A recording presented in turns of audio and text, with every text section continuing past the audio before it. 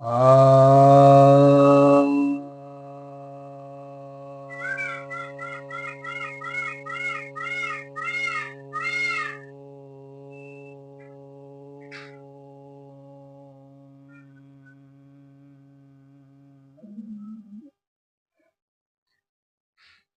भक्तजनों को सप्तम नमन। तो आज आपकी जिज्ञासा का समाधान लेकर आया हूँ।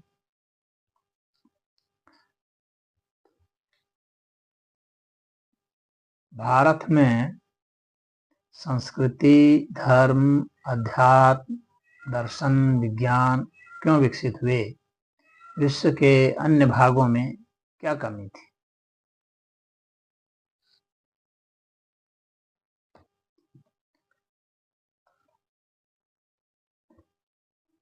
कुछ न कुछ किसी न किसी स्तर तक तो मनुष्य जहाँ भी रहे वहाँ उन्होंने कुछ न कुछ तो खोजा ही है। कुछ न कुछ उनकी संस्कृति रही है किसी न किसी प्रकार की। कोई बहुत विकसित संस्कृति सभ्यता रही और कोई कम विकसित सभ्यता रही। ऐसा नहीं रहा कि वे निरा पशु ही रहे, ऐसा नहीं रहा। भाषा, साहित्य, कला, संगीत, फिलॉसफी, धर्म, मत, संस्कृति, भिन्न भिन्न विचार, चाहे अर्थशास्त्र संबंधित हो, राजनीति शास्त्र संबंधित हो, तो किसी भी शास्त्र से संबंधित हो, कुछ न कुछ तो सब जगह हुआ। अब कहीं पर ज्यादा हुआ, कहीं पर कम हुआ, यह बात सच है। इसके पीछे का कारण बहुत है। तो जैसे कि एक कारण मान लीजिए, भौगोलिक कारण मान लीजिए कि यहाँ पर भारत की जो जलवायु है, कहीं की जलवायु काफी अनुकूल होती है, वहाँ आदमी आराम से रह सकता है। कहीं की जलवायु बहुत प्रतिकूल होती है, जलवायु से ही इसको लड़ना पड़ता है जीने के लिए। पहला प्रयास तो मनुष्य जीने क्या करता है, जीने का प्रयास करने में जितना समय उसको लग जाता है, शक्ति लग जाती है, तो उसके बाद का जो समय और शक्ति बचती है उससे ही वह कुछ खोजता है। और जीने के जो संघर्ष होते हैं, तो उस संघर्ष में जो जिस चीज की उसको कमी मालूम पड़ती है, उसके अनुसार से ही वह खोजता है, अनुसंधान करता है, प्रयोग करता है। तो उस तरह से उसका उसमें विकास होता है। भारत की भूमि ऐसी रही है कि काफी अनुकूल भूमि रही है। यहाँ बहुत ज्यादा तापमान भी नहीं रहे और बहुत कम तापमान भी नहीं रहे, यानी मानव आराम से रह सकता था जलवायु। यहाँ पर तो ऐसा था कि वन्य पशु भी बहुत उपलब्ध थे। जो मनुष्यों के लिए जो बहुत अच्छा वातावरण है, हवा अच्छी है, पानी की उपलब्धता है, मीठे पानी की, पीने के पानी की, तो पशु पक्षी की भी मात्रा और उनकी वैरायटी ज़्यादा उपलब्ध है। और यहाँ वनस्पतियाँ भी उपलब्ध रही। तो यहाँ पर तो प्रचुर मात्रा में फल फूल, कंद, पशु पक्षी सब पाए गए। यहाँ की जलवायु अनुकूल थी जीने के लिए। तो अगर आप कहीं भी अन्न छींट देंगे तो उपज जाएगा, आराम से आप ले लेंगे, खा लेंगे। तो यहाँ पर जनसंख्या भी इसीलिए ज़्यादा रही क्योंकि प्रचुर मात्रा में धन धान संपदा उपलब्ध है। तो यहाँ पर जब इस तरह की बात रही कि आसान सा जीवन रहा, उतना संघर्षमय नहीं रहा, तो जाहिर सी बात है कि खाने पीने के बाद जो समय बचेगा उसमें तो आदमी कुछ सोचेगा ही, अपने कुछ परेशानियों के बारे में, जहाँ उसको दिक्कत आ रही है तो उसके विषय में सोचेगा, या पेट की भूख के अलावा मन की जो भूख होती है उसके विषय में सोचेगा। जो विचार आ रहे हैं, जो चिंतन आ रहे हैं, आदमी चिंतन करेगा, मैं कहाँ से आया था, मुझे कहाँ जाना है, मुझे क्या करना है, ये बादल क्यों गरजते हैं, ये आकाश ऐसा क्यों है, तारे कहाँ तक हैं, वो तो आकाश में देख रहा है। ये जीव कहाँ से आए, हमारे उनमें क्या फर्क है। तो हर चीज पर कहीं घाव लग गया तो ये कैसे ठीक होगा। तो यहाँ प्रचुर मात्रा में औषधियां भी थी, इसलिए आयुर्वेद का भी विकास हुआ।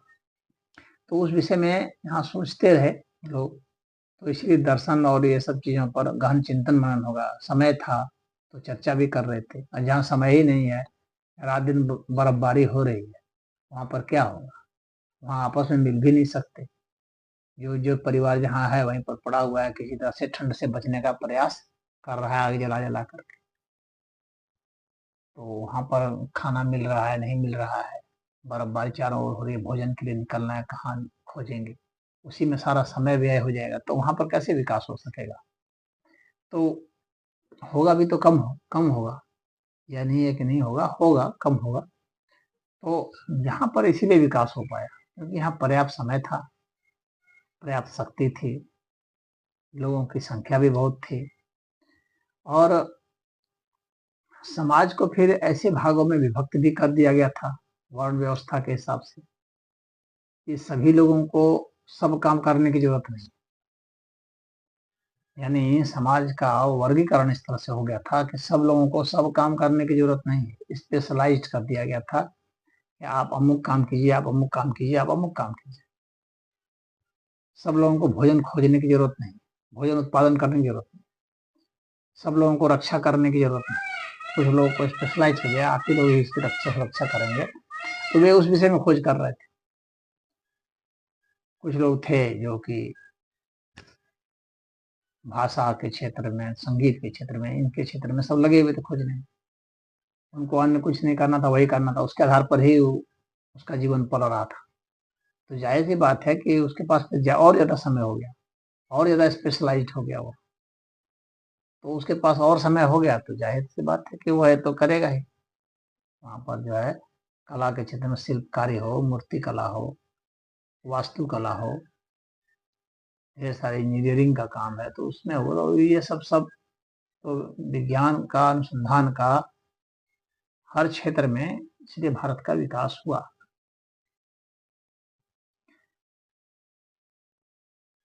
लेकिन एक जो क्षेत्र है, जैसे कि अभाव अभाव में भी एक सुविधा होती है, वो ये होती है कि अभाव जो है वह लड़ने के लिए मजबूर करता है। जीना है तो संघर्ष करना है, तो लड़ना है, नहीं तो जी नहीं पाएंगे।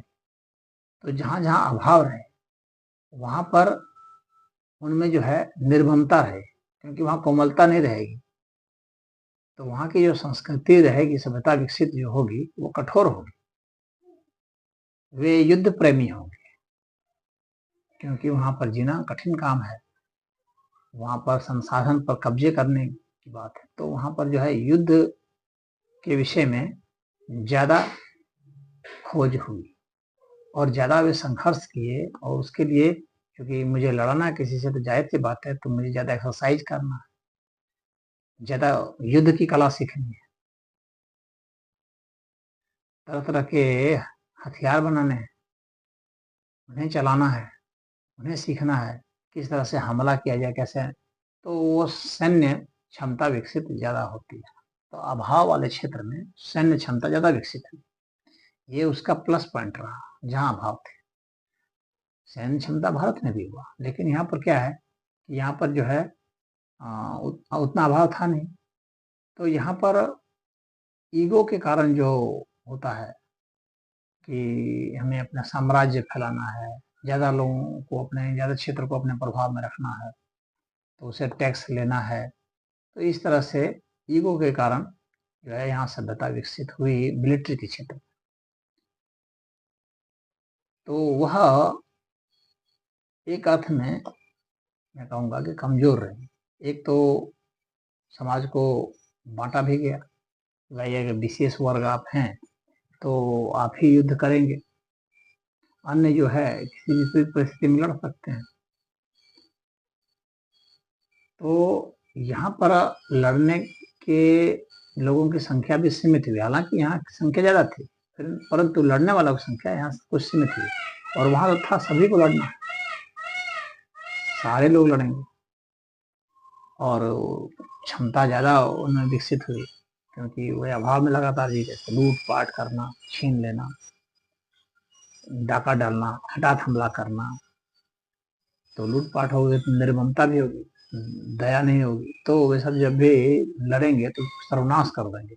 और यहाँ के जो लोग लड़ते थे तो जीतते भी थे तो दया करके छोड़ देते थे, क्योंकि दया भाव में मुख्यता थी। तो लड़ना इनका एक शौक जैसा था, ईगो के लिए थोड़ा बढ़ा दिए, अपना क्षेत्रफल बढ़ा दिए, तो इसलिए मिलिट्री में कमजोर पड़े। तो जब युद्ध हुआ, ये जो दो भिन्न सभ्यताएं, दो चार भिन्न सभ्यताएं जब आए आपस में टकराई, तो जो इसमें निर्मम थे वे ही जीते, क्योंकि वे उस निर्ममता से वे युद्ध के लिए जीतने के लिए कुछ भी कर सकते थे। यहाँ के लोग कुछ नहीं कर सकते थे, क्योंकि यहाँ एक जो है शौक के तौर पर जो है और अपने अहंकार से के जरिए उसको बढ़ाने का वो चला था। और यहाँ ऐसा धर्म सम्मत जो है युद्ध भी लड़ना था। यहाँ पर नियम भी बनाए गए थे कि धर्म सम्मत युद्ध लड़ना है, युद्ध कैसे लड़ना है उसके भी नियम बना दिए गए थे कि रात को नहीं लड़ना है तो दिन को लड़ना है, तो बराबर वालों से लड़ना है। तो इस तरह से नियम बना दिए गए थे। तो जो हथियार डाल दे उसको नहीं मारना है, जो मैदान छोड़ के भाग जाए उसको नहीं मारना है, जिसके बच्चे स्त्रियां आ जाएं उनसे नहीं लड़ना है, जो गौओं को सामने खड़ा कर दे, गौ लेके खड़ा हो जाए उसको नहीं मारना है। तो जो क्षमा मांगने लगे उसे नहीं मारना है, जो भगवान की जो है जो दुहाई देने लगे उसे नहीं मारना है। तो कई तरह के नियम बना दिए गए थे। और यहाँ पर जीव को जीने का सम्मान देने की यहाँ बात थी। तो जाहिर सी बात है कि इस मानसिकता के लोग जब लड़ेंगे उससे, जहाँ पर क्षमा नाम की कोई चीज नहीं है, जहाँ आपको मारा जाएगा या तो आप उसकी शर्तों पर जो है उसके अनुसार से जीने के लिए तैयार हो जाए, बाध्य हो जाए। तो वैसे लोगों से जब वो हुआ, आमना सामना हुआ, तो जाहिर सी बात है कि वे ही जीतेंगे जिनमें अत्यधिक क्रूरता हो और शारीरिक रूप से, क्योंकि ज्यादा उनको आपस में युद्ध लड़ते रहना है, ये मौसमी युद्ध नहीं, उनको तो नित्य प्रति लड़ना है। तो जाहिर सी बात है कि वैसी मांसपेशियां भी ज्यादा विकसित हो गई, शारीरिक दमखम भी आ गया और मानसिक स्तर पर भी उस तरह की क्रूरता निर्ममता आ गई और युद्ध कला भी विकसित हो गई। कई लोगों से युद्ध लड़ते लड़ते ये भी हो गया कि भाई किस तरह से हम लोग आक्रमण करेंगे, कैसे करेंगे कि जीतेंगे। तो ये एक तरह से उनका ये बराबर का धंधा पैसा जीने का ही तरीका हो गया, युद्ध के बल पर ही जीना है। तो ऐसे लोगों से जब पाला पड़ा तो यहाँ के लोग हार गए। तो यह कारण रहा कि यहाँ के लोग हारे और भारत में सभ्यता संस्कृति इसलिए इतना विकसित हुई, विज्ञान भी विकसित हुआ, लेकिन वो निर्ममता, वो कठोरता और वो उस तरह की प्लानिंग उस तरह की उतनी विकसित नहीं हुई। और इसलिए धोखा भी ये सब खाए, वीरता से नहीं भी हारे तो धोखा के कारण हार गए, क्योंकि यहाँ युद्ध में छल को सही नहीं बताया गया, छल को अधर्म बताया गया, निश्चलता को यहाँ धर्म बताया गया। और यहाँ के लोग धर्म जो है उस पर आरूढ़ करने वाले माने गए। उन्हें बताया गया कि धर्म सम्मत जीवन जीना है, तो युद्ध में भी धर्म सम्मत जीवन जीना है। लेकिन जो सामने वाला आक्रमण कर रहा है वह तो अधर्म सम्मत ही करेगा, क्योंकि उसे युद्ध जीतना, उसकी तो एक नीति, उसके लिए जीत महत्वपूर्ण नहीं है। आपके लिए धर्म महत्वपूर्ण है, उसके लिए जीत महत्वपूर्ण है। तो ऐसे स्थिति में तो इनकी हार अवश्य संभावित है। परंतु अब क्या है, अब आज के समय में धीरे धीरे स्थितियां पलट रही, क्योंकि अब टेक्नोलॉजिकल युग होगा, माइंड का गेम शुरू हो गया, अब शारीरिक वो बात नहीं रही। तो इस तरह से लगातार जो है सभ्यता संस्कृतियां बदल रही हैं। तो यह जो जिज्ञासा थी कि क्यों विकसित हुई भारत में ये सब चीजें, तो उसका मुझे लगता है कि उत्तर आपको मिल गया, क्योंकि यहाँ परंपरा भी उसी तरह की विकसित हुई, गुरु शिष्य परंपरा भी यहाँ रही, जिससे जो सीखा था उसको सिखाते चले गए और फिर जो आगे आने वाली पीढ़ी है उसको बढ़ाते चले गए, उसमें और जो है विकास करते चले गए।